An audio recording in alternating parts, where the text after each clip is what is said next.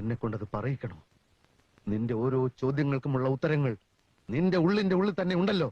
എന്റെ ഉള്ളിൽ ദിനേശേട്ടൻ ഇതുവരെ കണ്ടിട്ടില്ലേ? കണ്ടു, കുറെയൊക്കെ ഞാൻ കണ്ടു. പക്ഷെ ഒന്നും നീ കാണിച്ചിട്ടല്ല ഞാൻ കണ്ടത്.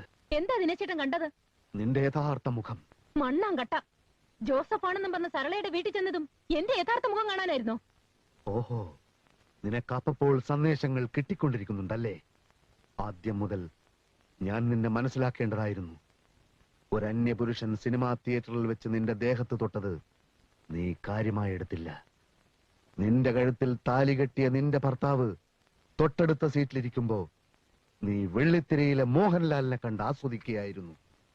തൊലിവെളുപ്പുള്ള വിനോദ് കുമാർ ആലപ്പിയുമായി നീ കൊഞ്ചിക്കുഴഞ്ഞു. ഒടുവിൽ നീലത്തടാകവും കളിവെള്ളവും ബാലചന്ദ്രമേനോനും. ആദ്യമായി പ്രേമിച്ച പുരുഷനെ ഒരു സ്ത്രീക്കും മറക്കാൻ കഴിയില്ലെന്ന് ഡോക്ടർ എഴുതിയിരുന്നത് സത്യമാണ്. എനിക്കതിൽ പരാതിയില്ല. പക്ഷേ നീ എന്തിനാണ് എന്റെ മുമ്പിൽ താലി കെട്ടാൻ കഴുത്ത് നീട്ടി തന്നത്? പറയൂ. എന്റെ ഈശ്വര, എന്തൊക്കെയാണ് ഈ പറയുന്നത്?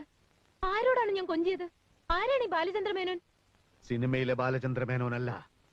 ഓർമ്മയില്ലേ നിന്റെ പഴയ ബാലേട്ടൻ?